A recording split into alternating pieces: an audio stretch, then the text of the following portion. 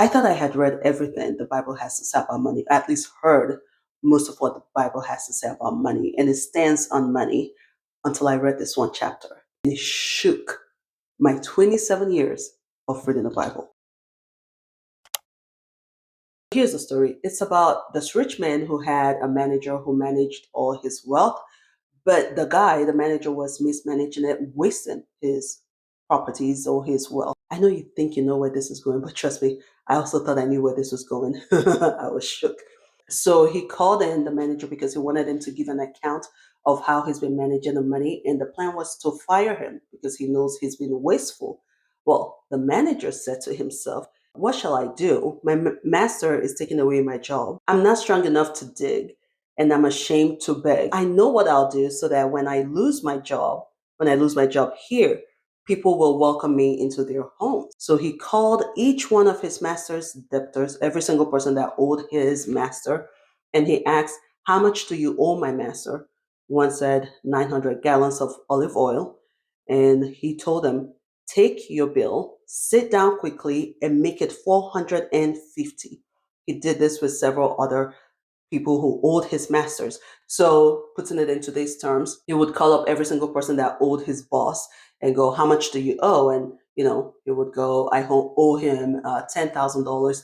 And he'll go, okay, here's the documentation, quickly change it to 5,000. So now you only owe 5,000. I'm the one running things. The master doesn't know how much you owe. I'm the one running things. I know I was wasting, but now in order to gain favor so that when I lose my job here, networking, you'll think highly of me, or at least you have a soft spot for me. Go ahead, change this to 5,000. And he's doing this quickly before he gets fired. So they see him in a different light. Here's the part that shocked me. The master commended the dishonest manager. When I tell you I read that whole thing several times, I went through different translation and I said, what? Because according to the Bible, this guy is doing wrong. The master commended the dishonest manager because he knew how to look after himself. Streetwise people are smarter in this regard than law abiding citizens. You can tell this is a more recent translation. They are on constant alert, looking for angles, surviving by their wits.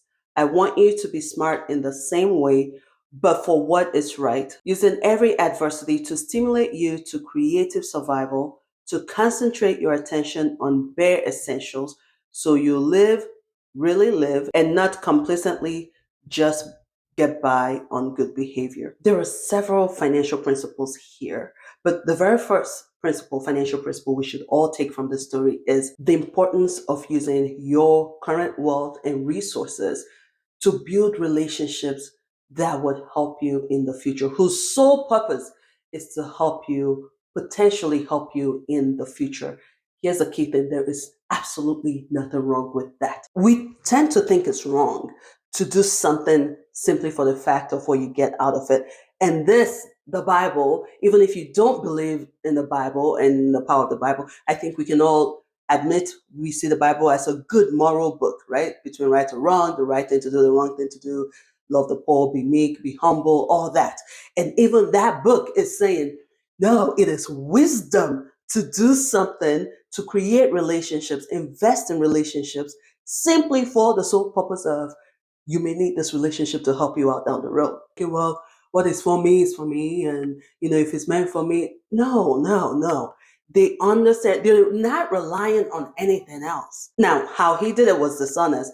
The Bible was not praising a dishonest behavior in the sense that it wasn't commending go steal, go lie. What he was commending is the mindset of thinking ahead of time. That's what the commendation is. And trust me, I read it over and over because the first time I read it, I was like, what are you saying? Are you saying we should be stealing from our boss for our own well being? Clarification, it's not saying we should go ahead. Don't go stealing, your office machine to take home. You know what I mean? Don't go stealing your office, whatever. That's not what is coming. The commendation here, the financial principle to take from here is we should currently think about how we can use what we have right now to plan for the future, how we can use the talent you have right now while things are good, your wealth right now to plan for the future. Networking is one of them. Right now you have a job, right? So put time and effort into networking. You never know when you need it down the road. Investing into other businesses. If you're of a certain age, you probably have friends that are starting their own businesses. It's actually wisdom to put into their business. You understanding that at some point you may be starting yours and you're going to need the support. There's so many ways this can go. It's all about pretty much thinking about using what you have now to shore up or to at least invest in some sort of financial insurance, career insurance, wealth insurance for the future. The Bible has several other financial principles that at first glance you may not see. But when they break it down to you, you're like, you know what? For instance, the story of the prodigal son. The prodigal son, I'm sure most of us have heard of. It's about two brothers, a rich father. The younger one said, you know what? I'm kind of tired of waiting until you die for my money. So just give me my money now. Split your wealth into two. Back in the day, it was all about whatever the dad has is shared among the sons. And so I know this is my inheritance, but rather than waiting till you die, because I'm ready to get going, get started, split what you have into two, give me mine, and I'm out, right? So the dad did so, and he took his money, he left, squandered it all, spending, having a good time, enjoyed it, lived it up, because I mean, he's a young guy with all this wealth. Well, in the story, he pretty much lost all that money and had to work for someone, and not just work for someone, he had to pretty much be like a help for someone. He was working on a farm with pigs and animals and all that, right? And he was always hungry. He was going hungry because he had nothing, right? And he finally came to his senses and went, you know what? Wait a minute. Yes, I squandered my money. I should go back to my dad, ask for forgiveness. It would be better for me if I end up being a servant in my father's house than to be here working in the farm in this dirt with the pigs and all that. Now, I know you think the moral of the story here is, oh, you can always come home. No, that's not the point of the story. The financial principle for us to get out of the story is no matter how much you have, however amount of money you think you have, if you don't have a plan for that money, if you don't put that money to work, you'll run out. You run out.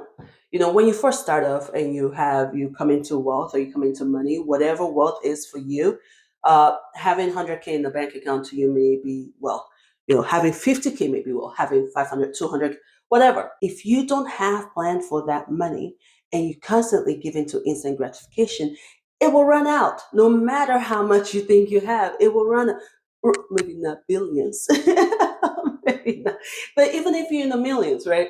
Because the thing with money, the more you make, the higher your taste, the more expensive your taste is. So even if you come into, let's say, 700,000, now just knowing you have 700,000, the things you have cravings for, because the more money comes in, lifestyle change comes in. Your lifestyle also wants to feel elevated because your savings account or your checking account has elevated as well.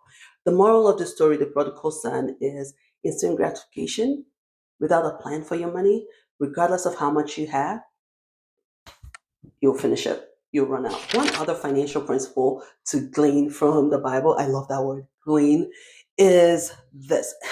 So applies to today. Applies. This is Proverbs 14, verse 15. Says, the naive, in other words, the simple, believes everything, but the sensible man or woman considers his steps, her steps.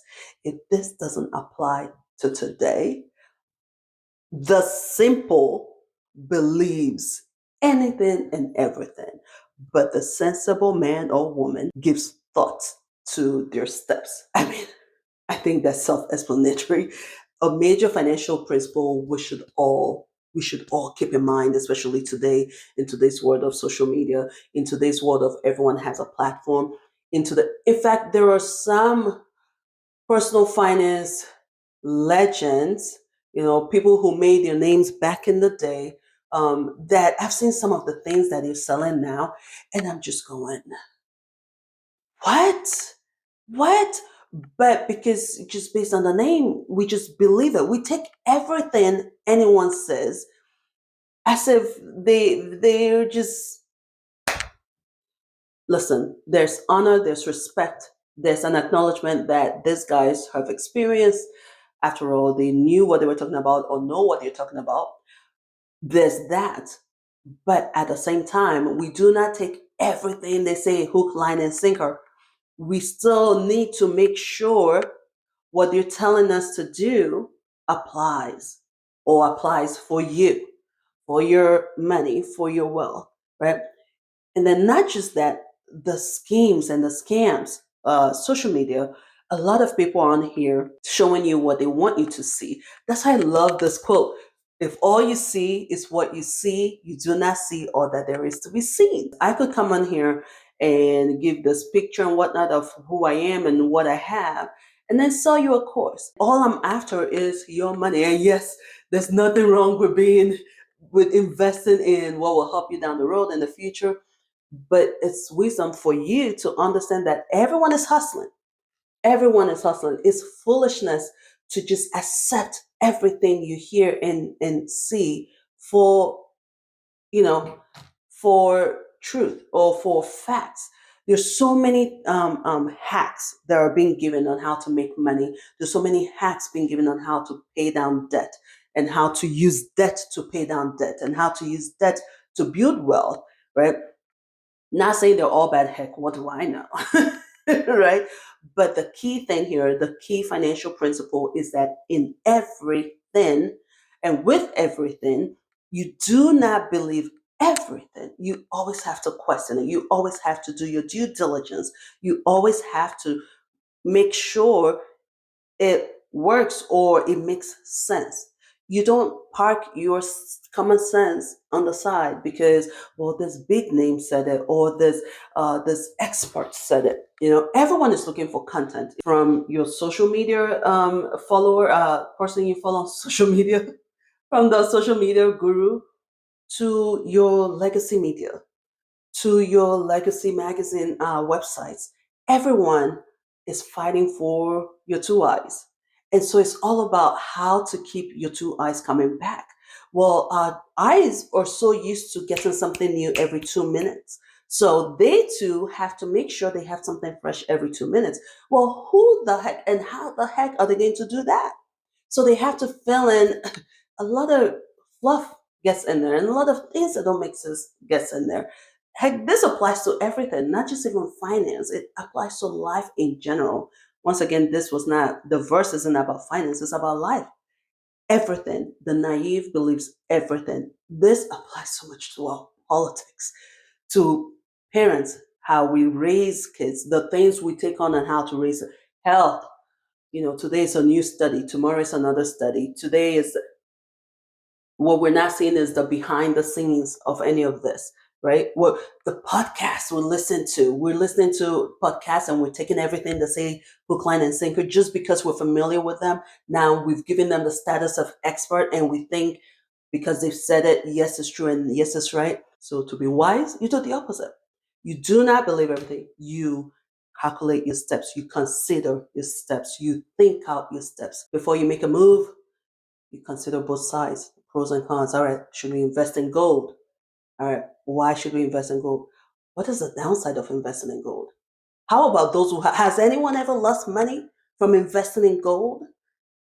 And what happens if the economy changes all of a sudden? Would I be losing money? Is it worth investing in gold? And if the dollar goes away, how do I get my money from gold? Am I breaking the gold into two? What's the plan? Let me go look it up. The wise, the smart considers their step. Invest in real estate. Okay, how am I getting my money back out? Is it worth my money? How about when the tenants are not paying? How often do the tenants not pay? Where should I buy? Am I buying with this guy that I saw on YouTube telling me they're a real estate guru? Wait a minute. Maybe instead of investing with a team, can I do this by myself? Should I maybe do it by myself? Timeshare. Yeah. I mean, I hope you've enjoyed this video. Happy Easter to you all. A great video. Let me know what you've taken from this or your own financial principle. Thank you all for watching, and I'll see you in the next video.